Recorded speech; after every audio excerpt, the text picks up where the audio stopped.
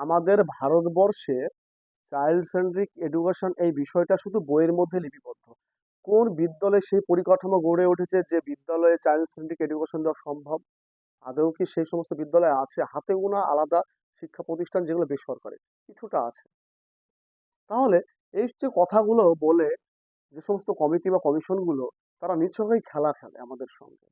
তারা নিজেরা সরকারকে দেখিয়ে দেয় যে আমরা এত সুন্দর একটা কাজ করেছি, এত সুন্দর একটা কমিটি গঠন করেছি, প্রত্যেকে নিজের স্বার্থের জন্য।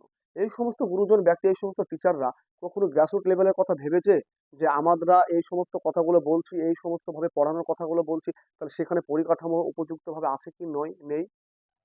তাহলে তারা বলেই তাদের কাজ শেষ হয়ে যায়, তারা কখনো নিম্ন স্থানে এসে প্র্যাকটিক্যালি তারা কখনো দেখে না। তো এই কথাটা বলার মাধ্যমে এটাই বলতে চাই যে আমাদের কিছু কিছু গুরুজন ব্যক্তি আছে যারা আমাদের উপর চাপিয়ে দেয় কাজ।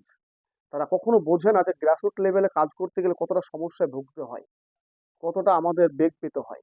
তাই সবাইকে বা সকলের উদ্দেশ্যে বলবো, আপনারা যে সমস্ত কথাগুলো, যে সমস্ত কাজগুলো সে শিক্ষাক্ষেত্রে বলুন না কেন, সেগুলো একদম প্র্যাকটিক্যালি আপনারা আগে নিজেরা দেখুন, প্র্যাকটিক্যালি আপনারা সেভাবে ক্লাস নিন, বুঝুন, তারপরে আপনারা এই সমস্ত কথাগুলো বলুন। তাহলে অবশ্যই আপনারা বুঝতে পারবেন সেটা কতটা সম্ভব আর কতটা অসম্ভব। যদি কথাগুলো ভালো লেগে থাকে অবশ্যই শেয়ার করবেন।